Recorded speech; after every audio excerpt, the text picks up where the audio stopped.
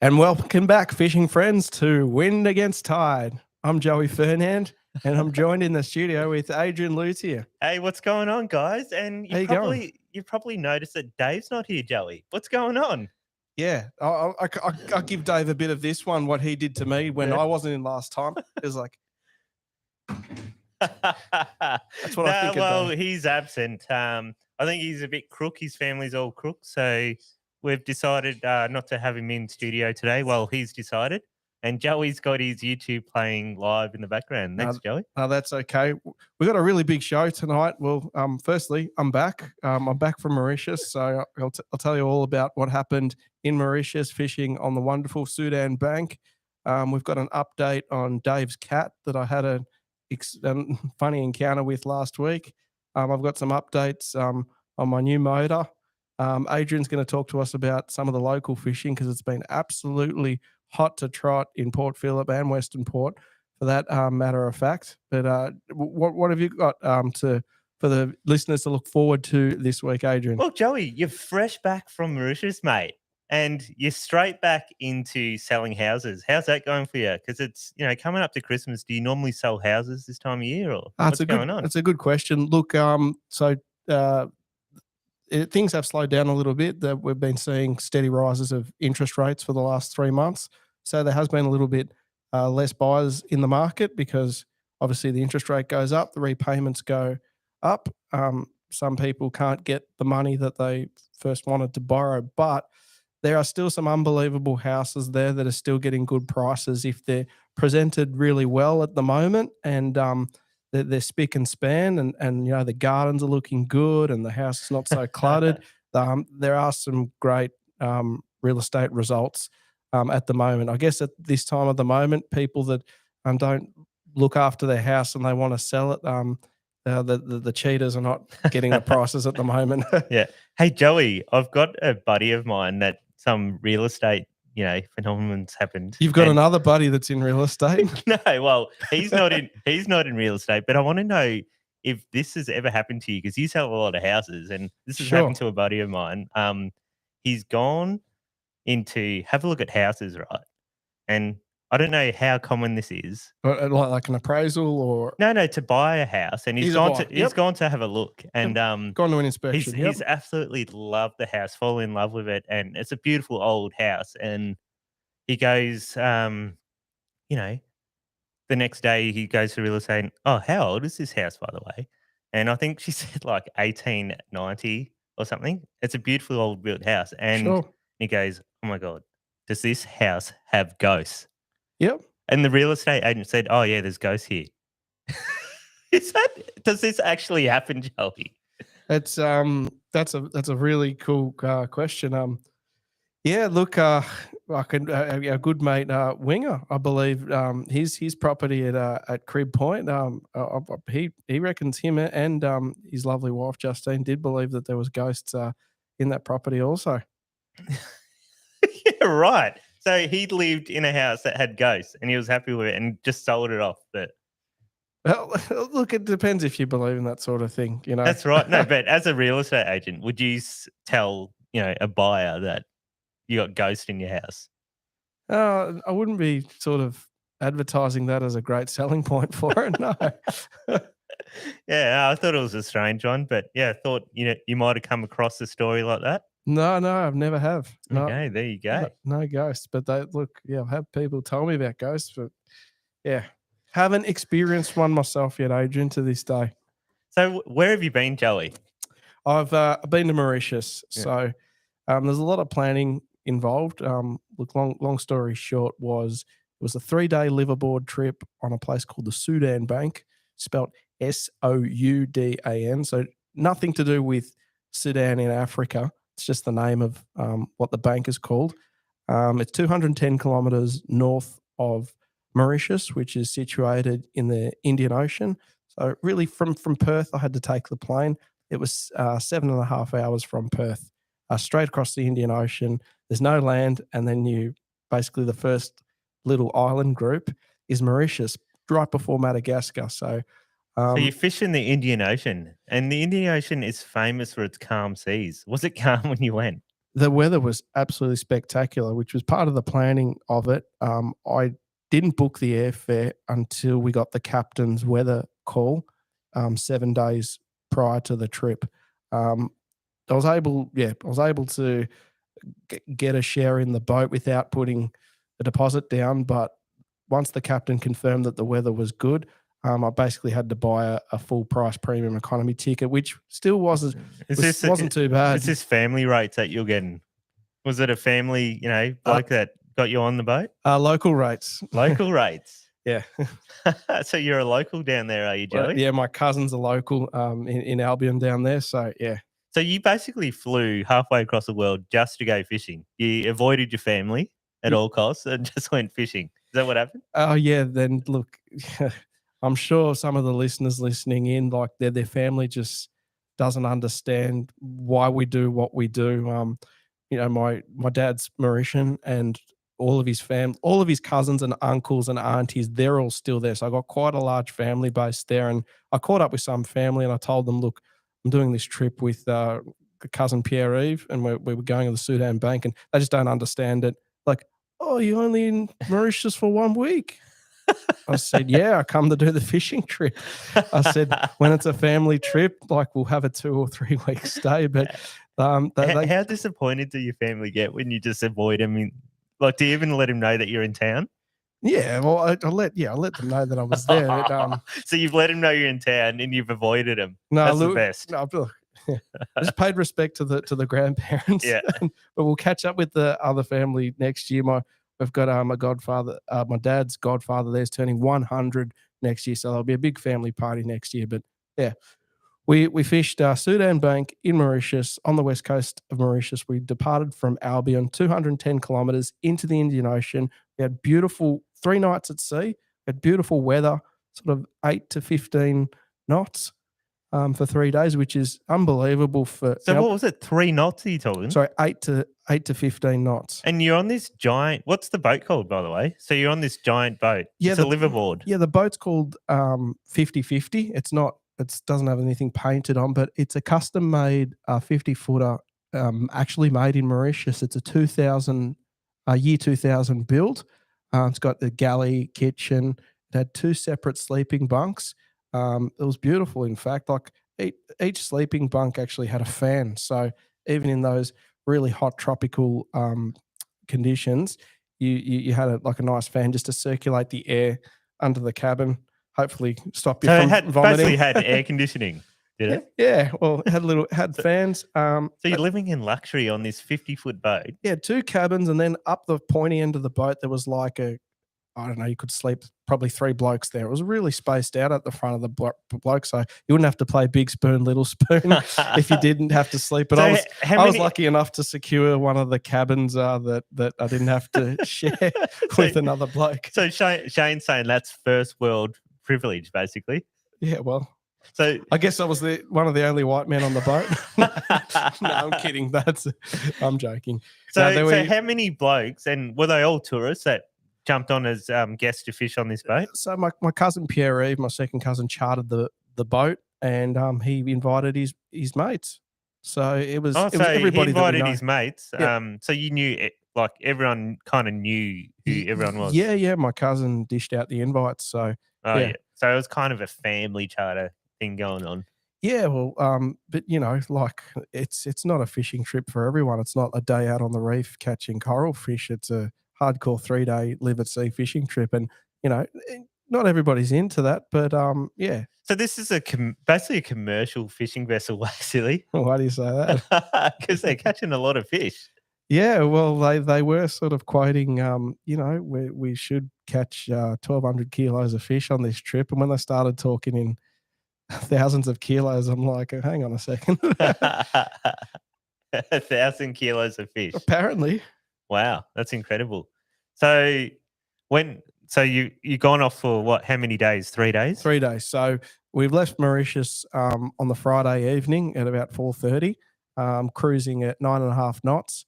It was a 16-hour steam. 16 hours of non-stop driving. 9.5 knots. The skipper basically puts it on autopilot, and the crew all take turns of monitoring the fly bridge over the 16-hour journey. So we've left Mauritius, and there's a little group of remote islands north of Mauritius that we went through on sunset. It was absolutely beautiful. Then the skipper gets out the Weber, the big steel stainless Weber box, and it was just brilliant. He actually brought the Weber and he's put it on the back deck, and as the boat's just going along at 9.5 knots, there's these holes in the bottom of this stainless steel box, and he's lit the coals up, and the wind actually makes the coals catch on really quick. So so they got a system for cooking out the back. Yeah, night number one, we had beautiful chicken and pork chops on the Weber on coals. Like, this is luxury. I can imagine a lot of chili going on those chops. Yeah, it was chicken. fairly. I'm going to say it's fairly Western seasoned. It wasn't like, it was just your salt and pepper and a bit of biryani. No, we didn't have biryani, but yeah, we had barbecue night one, so had a good night's sleep. We arrived at Sudan Bank 5:30 the next morning, and just like clockwork, 5:30, wake up, all I can hear is just the Tiagras putting the lines out. So that was a beautiful alarm clock to wake.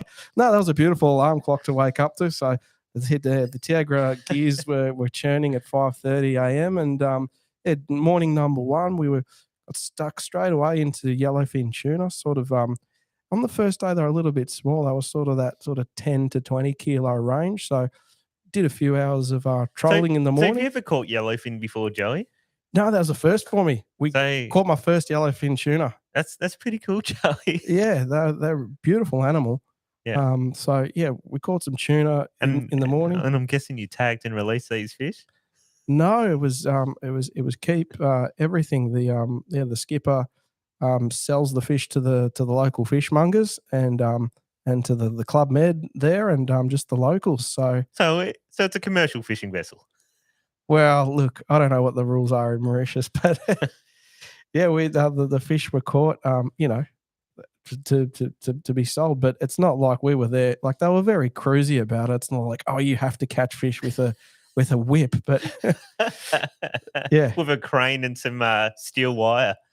These fish are never coming off. We need them. Yeah, no, it was recreation. Yeah. Oh, that's cool. But yeah, so we trolled morning number one. Then you get to about sort of. I want to know, before morning number one. Yeah. You're prone to getting seasick, especially when the natural daylight disappears and it becomes dark and you're wobbling like this. Yep. Did you get seasick, Joey? I did get seasick, but it wasn't enough to ruin the trip. And I wasn't sick on night number one. The procedure I took this time around, I take Quell seasickness tablets. I just ran out. I really wanted to try the Escape with ET C6 system, but I just didn't have time to get it in from interstate and whatnot. So I popped 2 Quell pills before we jumped on the boat, and I took one every 4 hours until I went to sleep. And I was fine on night number one. No problems. Fished all day. Day number one. On night number one, I threw up. But, you threw up? Just when you just told me you were fine. No, it was fine. Look, I just had one little spew on night number one, but then I just went to bed and it's fine the next day. And how many barrels of rum was drunk on this whole trip? Oh, look, the boys had whiskey and beer out, and that was flowing. But I love a whiskey and a beer, but I just wasn't in the mood when.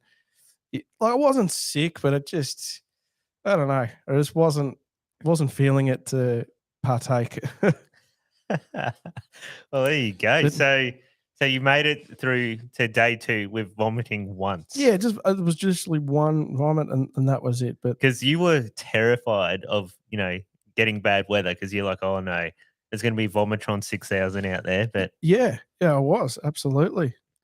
Yeah, right. So, apparently you were on the Manhattans, Joey. Manhattans. That's what Shane's saying. And by the way, we just got our first ever super chat. $2. That's incredible. Someone chatted for us. What do they want to know? It was just Dave. Oh, shit. So you can super chat Wind Against Tide now. You can hang out with us in the chat room while we're live on the air. And if there's something that you want answered, you can... we're basically male strippers. You can piff money at us and we might answer some questions. Joey might drink a Manhattan, guys, if you super chat him. Yeah. So you've made it out to 16 hours to get out there, traveling at, what was it, 9 knots? 9.5 knots. That's ridiculously slow, just saying. Yeah. And it's taking you 16 hours. So what is Pseudo-Bank? Is it a natural atoll that just comes out of the ocean, or like a sand cay thing? Yeah, I'm just gonna say it's a coral bank, I Oh, guess. coral bank. So it's not a sand atoll. I'm guessing. Look, I'm taking a guess. Yeah, I think it's a coral bank because we went jigging and we caught a lot of coral fish, which I'll get to in a second. But essentially, the way I understand it, Mauritius, as soon as you get out through the pass, as they call it, through the reef, the pass into the reef, it drops off to the continental shelf straight away to 2,000 meters. That's why Mauritius is like one of the best blue marlin fisheries in the world, because they've got that shelf so close to. It's basically a natural eddy, like Mauritius. Like the water's just breaking on it, and Look, just to put it in perspective to our listeners, like my cousin lives at this town called Albion. It's basically if you live down at Bond Beach in Seaford or Seaford, somewhere down there, and literally you could catch marlin at like dead flat calm, and then 500 meters from the shore, it's electric blue purple water. And like any place in the world, you can go to the best fishing spot, but timing is everything. But yeah, he gets marlin out the front of his doorstep in the January and February, in those real summer months. The water was 24 degrees at the moment. which is cold for this time of year. Well, for them it was cold. They said 24. They said we don't jump in that water. We'll get hypothermia basically. So once the water in Mauritius gets to 26 degrees, the bonito schools start coming in, and when the bonito schools start coming in, that's when the marlin come in. The big Natural predators bait, just follow the bait. Yep, the food chain. Yep, that's exactly right. So yeah, then did you do any marlin fishing, or obviously the water was probably too cold? We did try for a marlin. So during those 16 hours when we left Mauritius, it was late afternoon. We do troll until sunset because we are covering such a wide distance. So yeah, we trolled for marlin on the way to and from Sudan Bank. On day 2, when we'd caught our fish, we made a call to either keep catching yellowfin or chase a marlin. And look, we'd had enough of the yellowfin by then, so the skipper took us to the edge of the bank, and we put the 80 wides out, and we tried for marlin. We weren't lucky to get a marlin, but Dave's editing up a video, which, by the way, will be available on our YouTube channel pretty soon. So make sure you like and subscribe when that video comes up. Dave is editing the footage from Sudan Bank. Yeah. Now, was this one of your best yellowfin that you caught out there? Yeah, that is a cracking fish. Yeah, I reckon that was the second best one. That's about 12 kilos. No, Jax. Yeah, and some. Yeah. No, how big do you reckon that is? Because it's a good looking fish. It's got some sickles going on it, and I reckon high 20s. Yep. Yeah. Oh, there you go. And you're using 80 wides for these fish, are you? No. When we were hot on the yellowfin schools, it was 30 and 50 Tiagras.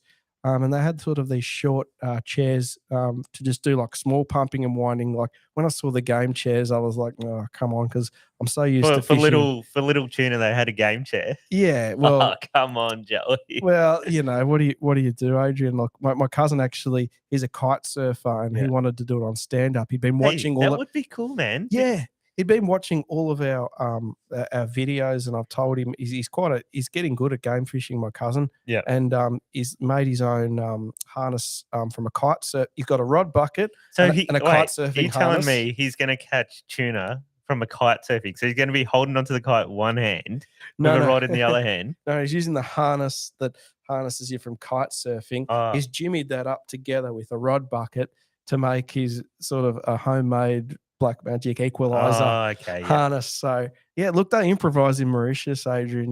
Like they see us buy something like a Black Magic equalizer for $350, and they go, "Well, we can just make one of these our own." Well, that's what happens in third world countries. You do what you do. You're not going to spend $1 billion on one little thing, are you? That's exactly right. We got a good over here, but Mauritius has come a hell of a long way. It's very cosmopolitan, it's very nice. It's got a lot of European influence there. So yeah, that country's doing pretty well at the minute. Yeah. Oh, that's good. That's very cool. So Do we want to take a break from Sudan Bank? Why don't we just roll on a little bit to the other stuff, and then we can come back to this. oh yeah. So all right, what do you got for us now, Joey? You want to get onto something Well, pretty quick, I want to know. I want to know about. People want to know if you picked up in Mauritius. Did you jump on the Tinder, Joey? You know what? I'm gonna look. I'm gonna flirt with danger here. But like, my mind was just totally engrossed in fishing. I did not think about my penis once for 7 days. Come on, Joey. I promised you I didn't. You didn't dangle the worm. Look, you're in paradise, mate. There's other things that happened there. Look, I finally decided after years of filming and fishing with these boys. Look, I'd get myself set up with my own GoPro system and windproof mic system. So I had that occupied, and I was so scared about. Hope the footage is going to be good. Is the audio going to be good? Is it not going to be jittery? Like, just went through the checklist of everything that is required to make. Required to make a good porno. That's funny. A few mates saw my setup of my my GoPro Hero 11 on the windproof, and they're like, "You want to make a porno with that?" Like, well, yeah, it's a clamp. It's hands free. Anyways, yeah. So no Tinder while you're away? No. Okay. Just fishing. Just fishing and just getting the job done, Adrian. Getting it done. No, you did well. You caught a lot of fish. Yeah, we did. Caught plenty. Yeah. But what I would really love to know, like the while I was over there, the local fishing was unbelievable. Like, and you had an amazing session. Yeah. Which, by the way, guys, if you haven't seen it, jump on Wind Against Tide's YouTube channel. And check out Adrian's crazy hot session on the Western Port Snapper. He did it all on his own with 4 rods and a camera. And he filmed an absolute epic session on the Snapper. So make sure you check that one out. Tell us a little bit about what happened there. Oh, we've already talked about that, Joey. You've been gone in Mauritius. Oh, really? Yeah, did you cover that was 3 weeks ago? Yeah. There's been plenty of great snapper fishing at the moment. Yeah. So yeah. Since you're away, the water temp in Port Phillip Bay and Western Port have just become prime for these big fish to come by in the deep water, and all the charter operators are bagging out 3 times a day, and they're catching big fish, Joey. Like, everyone's catching big fish. I know. I've seen some plenty of 7, 8, maybe even 9 kilo fish. Yeah, absolutely. So yeah, if you want to catch snapper, like, the time to go is now. Like, it is absolutely on fire. Like, if we weren't podcasting tonight, I probably would have gone tonight. I'm absolutely hanging. I haven't been fishing since I've been back. I got back Wednesday 2 weeks ago. Well, Joey, you got a new motor put on your boat, and it has been on for at least 3 weeks, right? Nah, it's been on for 10 days. 10 days. First instance when I pick up a brand new motor put on my boat, I don't go home. I don't take the boat to the factory. I take that boat straight to the water and go, let's see what this motor can do. Oh, don't you have the itch for this? I'm chomping at the bit. It's just, it's that time of the year, that pointy end of the year, freaking work events, work commitments. Playing a lot in the band at the moment, a lot of end of year Christmas dues. Usually I'm pretty good for a Friday night off, but I've just been, look, it's excuses, mate. Let's just put it to that. But excuses. But you got a brand new donk. Yeah, you got some pictures of it there. Yeah, I'll find it, Joey. Before, and we got a bit of before and after shots. Here. Yeah, we certainly do. We've so more or less we replaced a 1998 2-stroke Force Mercury at 40 horsepower, a 2-cylinder. And there's the brand new donk there. Look at that. Yeah, it's a 3-cylinder EFI.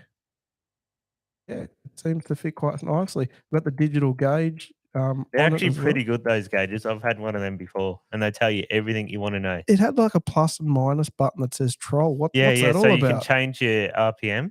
So when you're in gear, you can basically go down to, I think, about 400 RPM. And so when you're just in gear, I think it normally hovers around 8 or 900 RPM, but you can go right down and get that trolling speed down even lower. Oh, wow. Which is amazing. Just on the gauge there. That's pretty cool. Yeah, absolutely. Yep. So, yeah, we'll get that wet soon.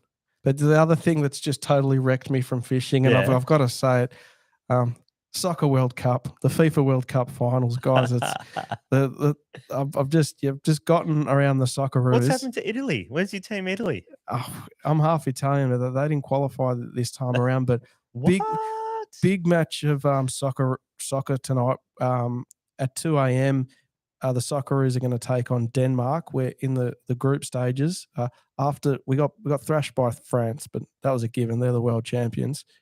We won against Tunisia, where we picked up 3 points on the table.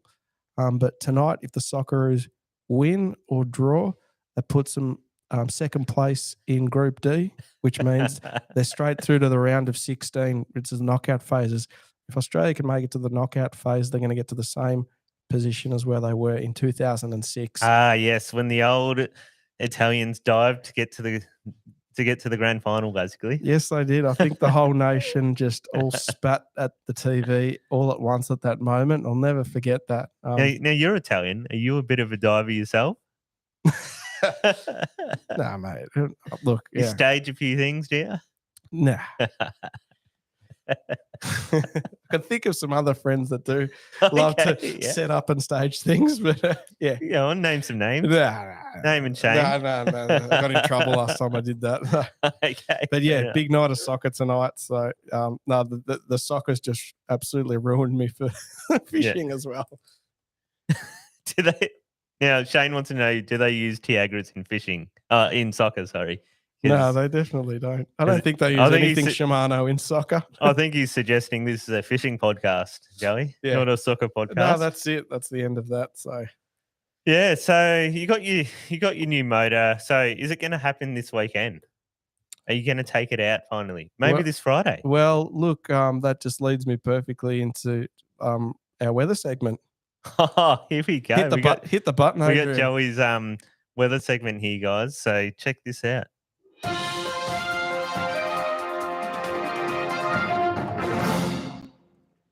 Well, once again, we've got the 7-day Metropolitan Melbourne Coastal Waters forecast, proudly brought to you by Will Seabreeze. And look, if you are thinking about doing some local coastal fishing in Melbourne for the next 5 days, it's literally, under 10 knots. It's 5 to 10 knots for Wednesday, Thursday, Friday, Saturday, Sunday. Isn't today Monday. Wednesday? Yeah, I'm just including today. So today was good fishing weather, was it? There's still time. Yeah. There's still time to go, Adrian. But yeah, it's literally 5 to 10 knots until Monday next week. So I would say there's going to be a heck of a lot of boats out this weekend, and hopefully I'm one of them. You reckon if you guys are going to call in sick this Friday? Absolutely. And maybe even Monday by the looks of it. There you go. Yeah. So you're going to be slaying them on Friday, are you? I'll probably got my eyes set maybe Sunday at this stage. Oh, so not Friday. Dave's just writing in that you're taking him out on Friday. Yeah, it's well, I hope he's better by then. Oh, yes. It's really dependent on him. Oh, Davey boy. You're not well enough to fish with Joey on his tinny. Well, I think I'm going to try go out a few days this weekend. You know what? What are you thinking? Well, I actually got, offered. Me and Dave got offered by Jonah and Tassie to fish Pedra Blanca because it's pretty rare to have good weather. Pedra Blanca, tell us again how far that out is and where it's situated. So Pedra Blanca is an island about 26 kilometres south of the main island of Tasmania. Yep. And it's basically the last island before you hit to Antarctica. Wow. And it's this big, great island in the middle of nowhere. And I think it's about 40 metres high or something. And it just stands out. And the tuna fishing in that area is just insane. Even right now, we're like in the summer months. It hasn't been much of a summer, but yeah, even this time of year. Yeah, well, they've been catching barrels up until last week there on the last weather event. But unfortunately, I can't make it. So I would have loved to go on there. So instead, I'm probably just going to do some, snapper fishing, I guess. But there's nothing wrong with that. The snapper fishing's been amazing. A good friend, Winger's just been absolutely destroying the snapper. Oh yeah, lately. Winger's been going out every single night. I'll tell you a story. right, Joey. So a couple of weeks ago, me and Winger were basically fishing, 4 days a week, and we'll just incidentally end up side by side. We didn't tell each other where we were fishing. It just happened. Yeah, it's classic. Yeah, you just follow, I guess, the trend, like where the fish are going and stuff, and we end up being in the same spot.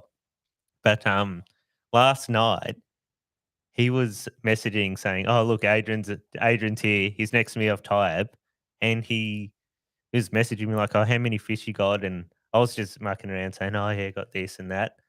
And then he messages me again, goes, "Oh, I got another good one. How many you got?" And I send him a photo and I go, "You know what? I'm actually in bed." "Oh, what? What do you mean? You're right next to me, aren't you? There's a blue Renegade with a Yamaha." And I go, "What? I'm not out there." There's a carbon copy. I wonder maybe it's someone who listens to Wind Against Tide that someone else. You've inspired. You've Instagram influenced someone into buying a Renegade with a Yamaha on it. Well, that would be the case if Brendan knew how to call boats properly, because it probably wasn't a Renegade and it probably wasn't blue either. He's complaining about his Aussie old boy. Yeah, so no, he actually thought I was out there like up until about 11 o'clock last night, and I had to tell him I wasn't there. But I think he caught about 20 fish last night, all around that 4 to 7 kilo. So it's going good, really good. And he got a huge bronzy as well. Yeah, he got a big bronzy. So it's great to see some of those big sharks are actually moving up the North Arm. Yeah. Yeah, absolutely. So yeah, as the water's getting warmer, you're seeing the big sharks move in to spawn, and yeah, it's becoming really good fishing at the moment. And it's only a matter of time before people start getting bored of the snapper, because this time of year it becomes quite easy. It's the same cycle every year, and you know what?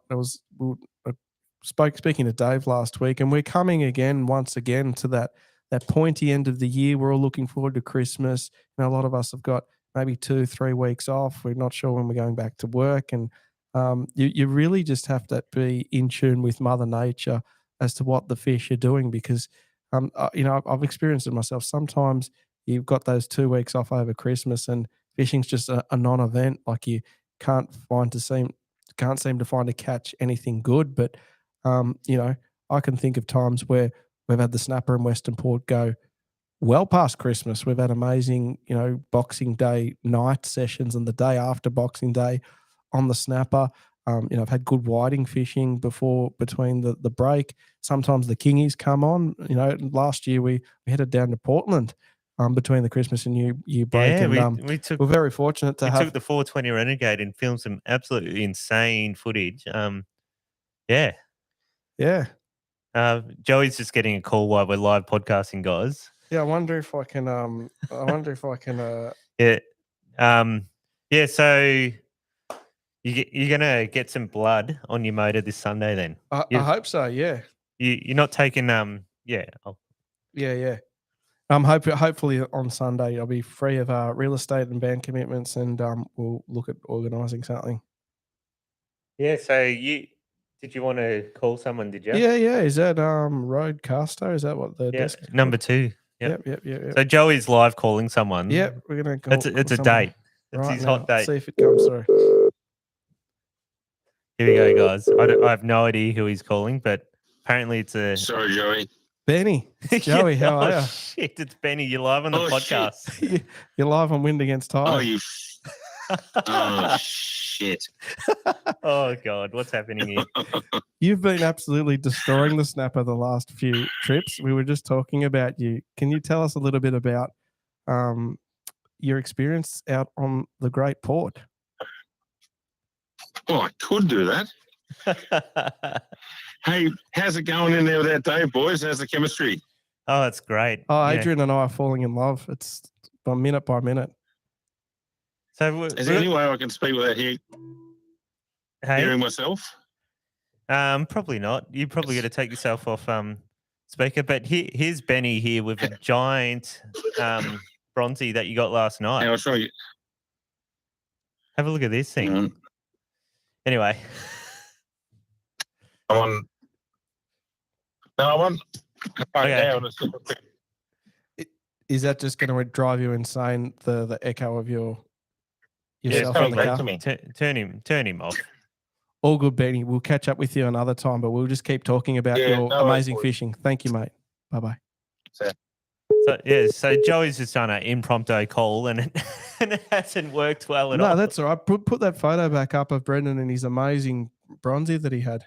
Yeah, so I got this shark last night, and it's pretty hard to land these in the currents of Western Port because you get bitten off quite easy. Yeah, full of teeth. And, most of the people that are inside the port, we're not fishing with wire traces and hooks. It's just a heavy monofilament leader and hooks. So for actually the hooks to stick inside a fish like that, it's a huge achievement. And there has been quite a few school sharks as well being caught lately in the port also. Oh, absolutely. I think I've never seen so many school sharks being caught in a season. Like there's one bloke I reckon he's caught like 4 or 5 in Western Port this year. Yeah. In like a couple of weeks he caught them all, which is It's unbelievable. pretty good going, yeah.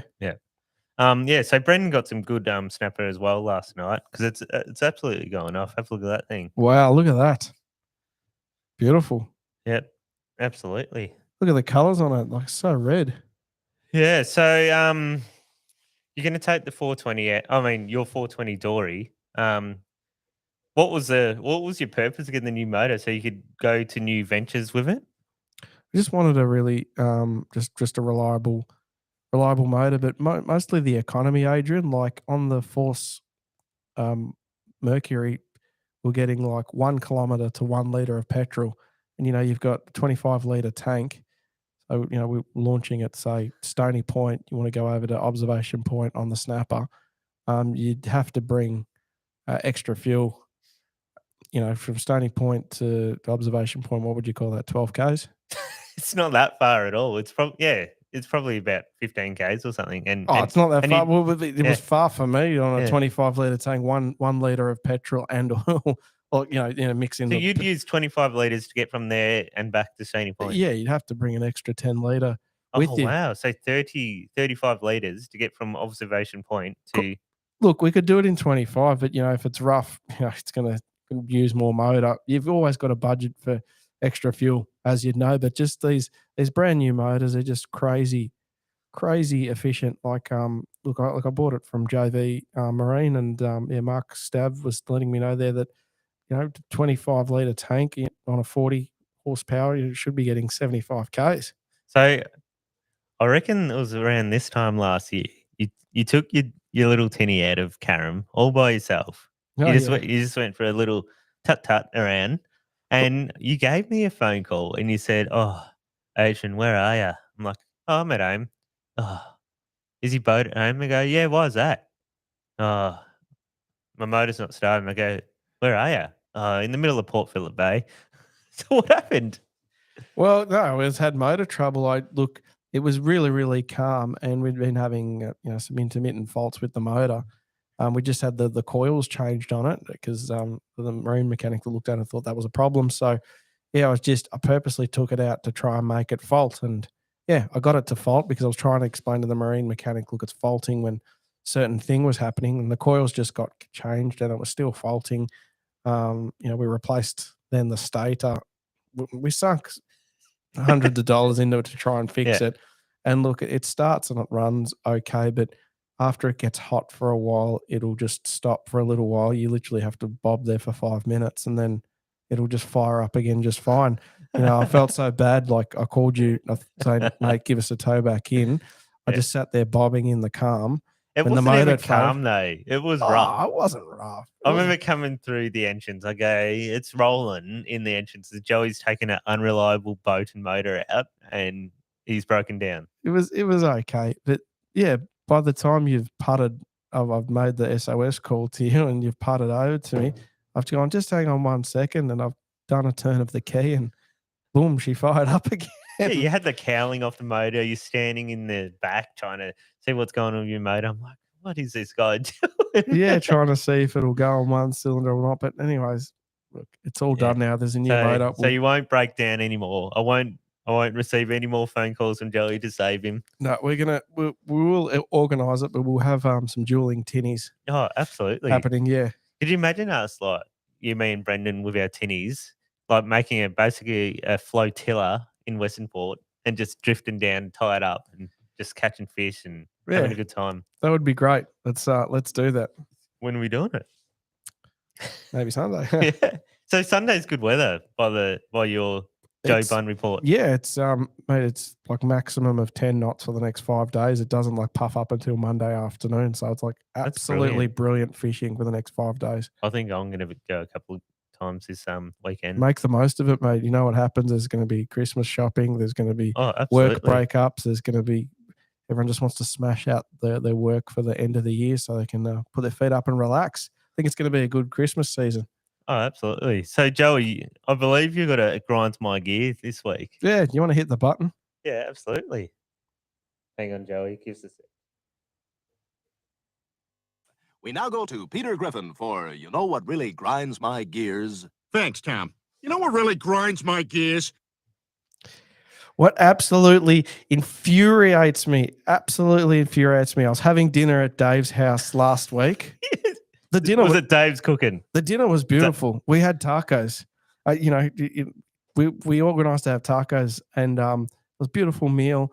And I've had taco meats and cheese and sauce dribbled all over my face because it's a messy affair. Like, let's be honest, if you don't have taco all over your face, you haven't done it properly. So Dave's cooking. Dave and the Maddie, taco on your face is infuriating you. Yeah, Dave and Maddie have put on a beautiful spread of tacos, and it's just indulged, and we've had that, got it all over my face. And I've gone to Maddie, hey Maddie, have you got a napkin? I was like, yeah, we got napkins, and she's just like, oh, Dave, just go into that top drawer there, and I think there's some Christmas napkins. Christmas napkins. Uh-oh, this only means trouble. It's not Christmas yet. Well, on a Christmas napkin. Well, yeah, it's not Christmas yet, but on a Christmas napkin, they're generally painted with red and green paint. And, there's no absorption of taco that happens in the napkins. So, it's like a wax paper napkin, and it just smears the taco even more all over your face. And I was like, that is not a friggin' napkin. Like, freaking Christmas napkins, they need to be like, it's not called a napkin. It should be. It's more for decoration than actually for practicality. Yes, that's what I was going to say. So these Christmas napkins are basically just a bit of plastic that absorbs nothing, and it's a decoration thing. So I've just grabbed the Christmas napkin. And How dare they decorate it? I've just wiped more taco up the side of my head, and it's very infuriating. So that's what grinds my gears. So we'll get this straight. Dave's cooking was okay. It was beautiful. Okay, that's good.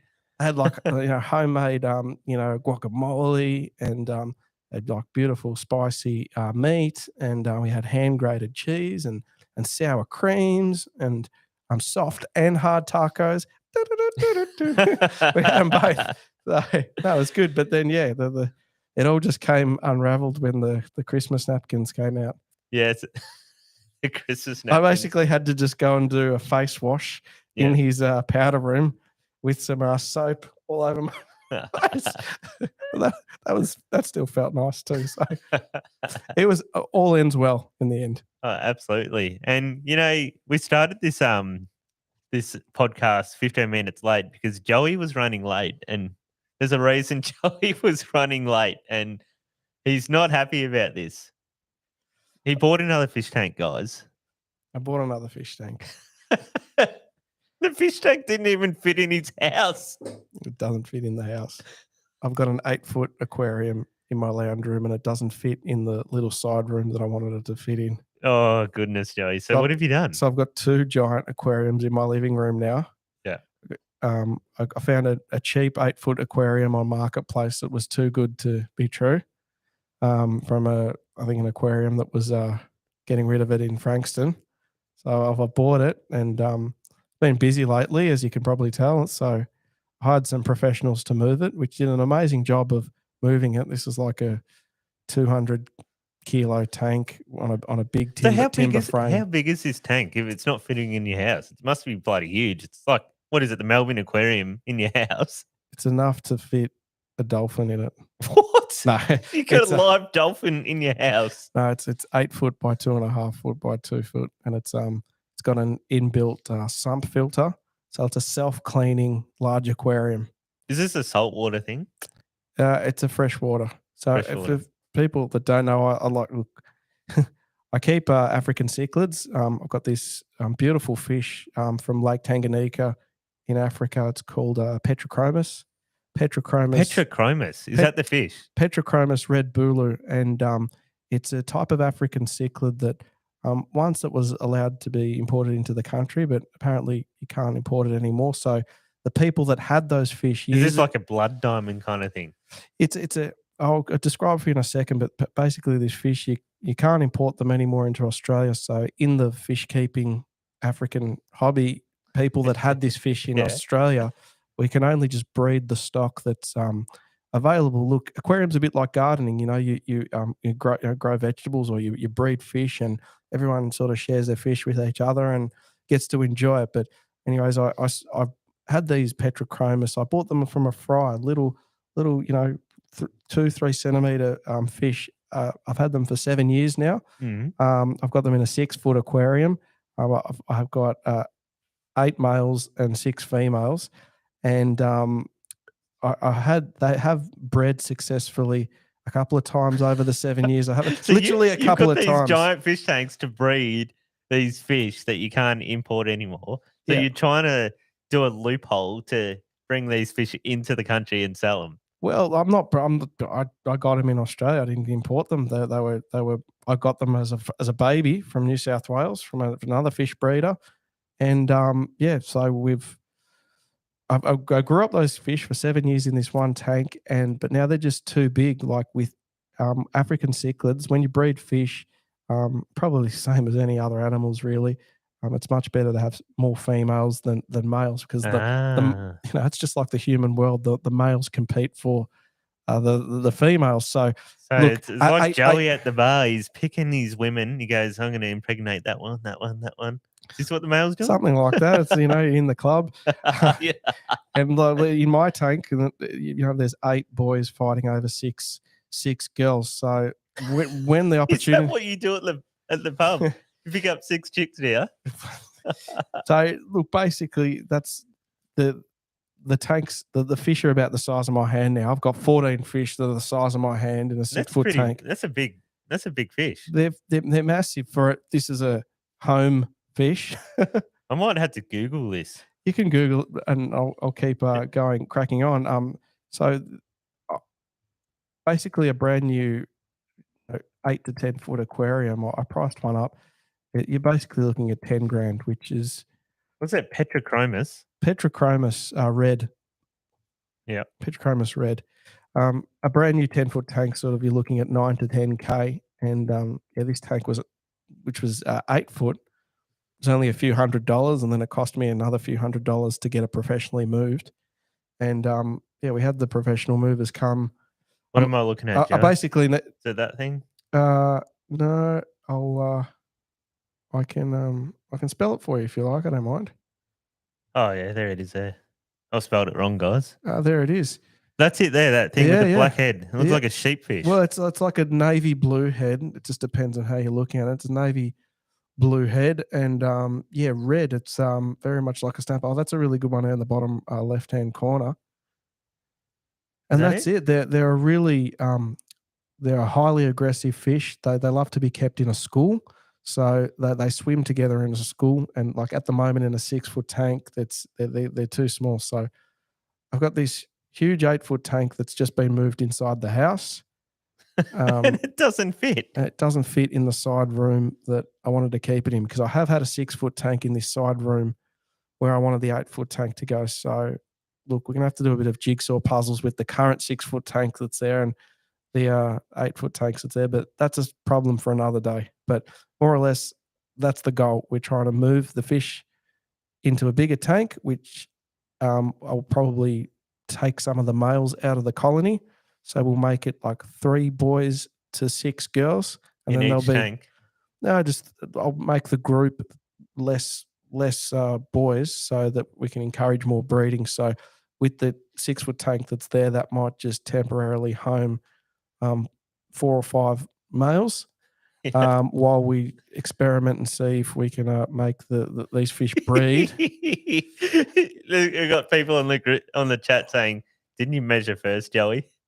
I did, but like, how do you measure how it turns down a hallway into a room? Like You get a tape measure and you measure every angle of your house. well, there you go. It's not You're something you do gonna every have to day. get a glass cutter in and cut it down and put it back together. Oh hell no. Well, so I've put it onto felt things on my timber floor. Like luckily it's a concrete slab house, and look, we can push it, but gonna need some fellas to help move the 6 foot that's How already thick there. is this glass on this tank? It's Tw- got to be 12 mil. 12 mil, so it's going to be heavy. Yeah. And you obviously need a few blokes on it because it's going to be warping and cracking if you don't grab it from individual spots. I think Dave might have helped me move the 6 foot when it first arrived. Yeah. The tank number 1. I think he was present when we got that inside the house from my garage into the house. I think he was present. Yeah. Okay. So did he break it? No, he was good. Oh, that's Strong, good. strong fella, Dave. So if anyone wants to buy a Petrochromis, Joey's your man. You can't buy it anywhere else in Australia Well, unless yeah. you're a breeder. And Joey's planning on breeding these Petrochromis reds. Yeah, look, I've had them. You know, it's once I've been invested in them for 7 years, so that's my other hobby. So I love. Yeah. You could say that I'm heavily involved in fish, Adrian. I love nurturing them, catching them, eating them. I enjoy it. Well done, Joey. So Good yeah. little fish tank story and a good little stuff up. Oh, it's a freaking massive stuff up. I'm so stressed out about it, but anyways, we'll sort it out. Hey guys, just quickly, we got some new apparel like that we're selling now. So we got some t-shirts and hoodies. Not hats. So I just made a couple of hats. They're too expensive. We need to find a better seller. But yeah, we've got heaps of t-shirts and hoodies. So yeah. Have we got some more King Kong Donkey ones? No, we're gonna get some more of them made. Why, you enjoy the King Kong Donkey Kong jelly? Oh, I love that's a fantastic design. I actually look, I don't even have one, but I just got FOMO. We were selling them at the boat show to all of our lovely fans, and I'm just like in the flurry of everything, I forgot to put one aside for myself. But yeah. They looked awesome. I've only got one. Oh, actually, no, I got 2. Yeah, so you can probably have one of mine. Oh, cool. If you like. Nice. I've got a red and a black one. Love it. Burgundy. There you go. Well, you got any more updates for us, Joey? Did we get some questions? No, we actually didn't. Well, I was going to continue and talk to you a bit about the jigging on Sudan Bank. Oh yeah. Yeah. So what happened with the jigging on Sudan Bank? So just to bring everyone back up to speed, we've gone 16 hours steamed to Sudan Bank. We've done trolling in the morning. Gets to about 10 o'clock in the morning, and we changed from trolling to jigging. So we went jigging at Sudan Bank, and there's a couple of interesting techniques employed there. We had some people fast jigging and slow jigging, but probably the best technique that happened was, and so funny, these boys actually tell me they were talking about this last time on the podcast. It was actually adding some bait to the jig. This is cheating, Jelly. You're putting literally bait on a sinker, basically. Well, that's one way of looking at it, but Adrian, like literally the first drop, once we started jigging, we trolled up a bonito, and they were slicing up a bonito into these little cubes, and they were adding them onto the 200, 150. Why not just chuck a jigs. 20-ounce sinker with a bait down there? Look, I suppose, but look, the first drop, my cousin's hooked up to a estimated 20 to 30 kilo doggy. Yeah, right. Did you land it? Screaming line. No, it took the baited jig, and he got it up just so we could see colour, and it's bitten straight through the dacron. Crazy. And you actually jigged up a bluefin trevally. Yeah, blue spot trevally. Yeah, I jigged up on one of them. It was on a 200-gram Berkeley, like a pink sort of silver flashing jig. So how much bait did you have on that jig? I didn't at that point in time. No, like I'm a purist. I've been on, I've been to New Zealand jigging like 3 times with Winger, and we've had lots of good jigging trips. I've been to Lord Howe Island jigging kingfish.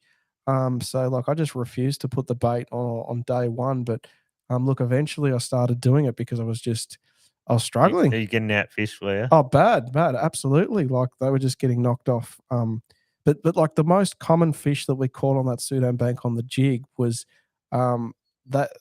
Excuse me. A lot of these fish, they got French names, but I will do the best to translate them. There's a fish that they call a croissant. Like an actual croissant. That's exactly what I thought. What do you call a fish a croissant? And it basically resembles a red coral trout. It's got a yellow crescent on the tail. And I was telling Is that it there?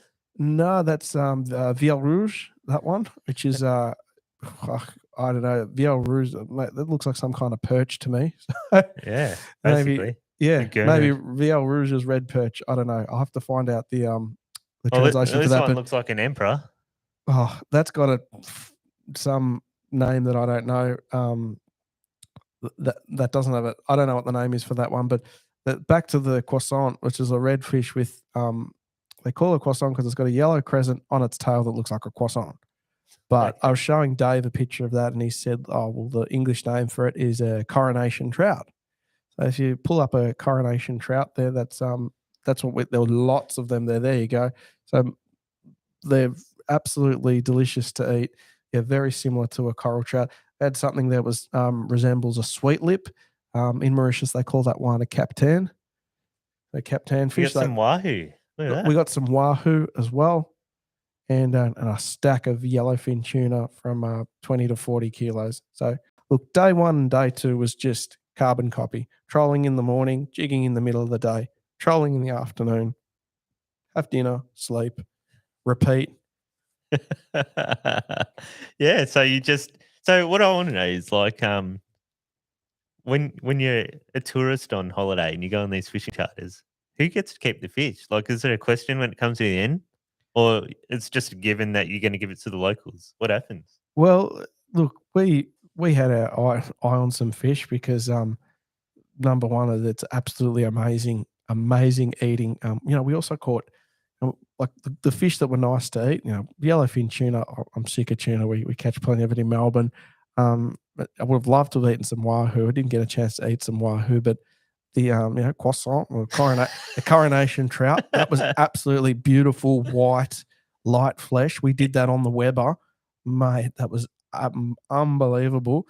We had a fish called a vaquois, which is commonly known in Aussie as a job fish. Oh yeah, they're good. Yeah, vaquois, they call it jobby.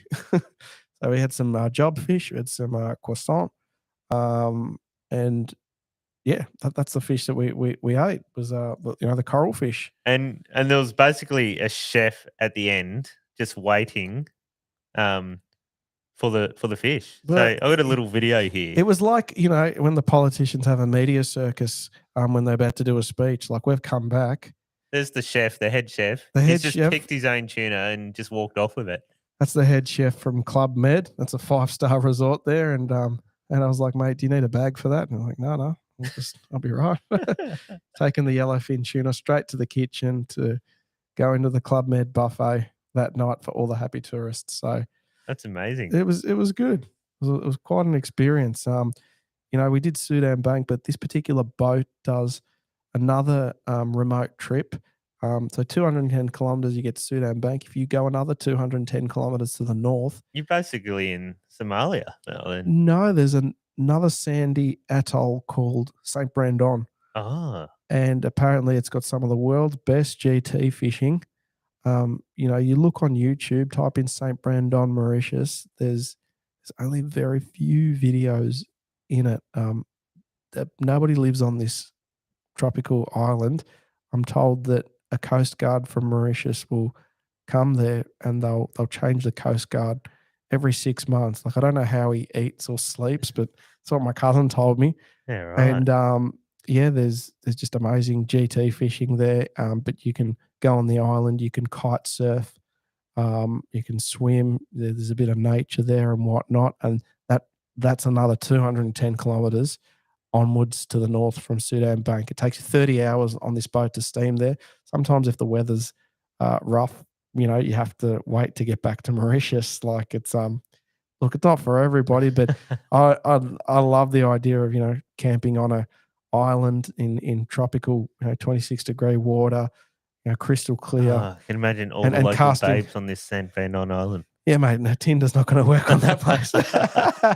And just, I'm throwing some poppers at some GT. It would be really, really nice. But So yeah, when are you doing that trip? well, we'll put that we'll consider it for next year. But yeah, that's it's cool when you go to these places. They always leave you wanting to come back for something else. So it's cool. Oh, awesome, Joey. No, it looks like you had a great time over there, Yeah. and you avoided the family and just enjoyed yourself. Look, you know what? The way actually 2023 is shaping up, I might be back at my best mates are getting married in Thailand, so we could be back at exotic fishing next year. And with Dad's godfather being 100, we might end up back on those banks again next year. Very we'll, good. We'll see what else we can capture. Because we'll always I'm kitted out with the camera now, so there's no excuse to film. Yeah, can't wait to see adventure that gets put up later this week on our YouTube channel. It's thanks. It's never been easy to make amateur videos than it is now. That's absolutely right. Like everyone's got a YouTube channel. Everyone's got one now. So And you know what? There's no required formula to put up a video. You can put up whatever you like and it gets accepted. So that's exactly right. it's up to the people whether they like it or not. That's it. Hey, are we gonna like your video, Joey? Well, yeah, but poor Dave's, I think, he's trying to piece together, us winding and gaffing like 100 yellowfin tuna. So, yeah, no, I'm going to look, whatever he comes up with, it's going to be nice. It'd be nice to share the experience with everybody that listens into these podcasts. Oh, absolutely. That's the thing with fishing. We love what we do, but it's nice to share that experience and maybe inspire some other people to, come out and do what we do, because we absolutely love what we do, and it's nice to share it with everybody. Oh, well said, Joey. Yeah. Well said. Well, I think that basically wraps up for tonight's episode. Yeah, no, it's good to be back, and thanks for having us, Adrian. Yeah, thanks for coming on and sharing your story, Joey, and we'll see you next week. Yeah, make sure you give Dave a big hug and kiss when you see him as well. Absolutely. Give him his blankie and his sippy cup, and we hope he gets better for next time. Thanks for watching, guys. Thanks.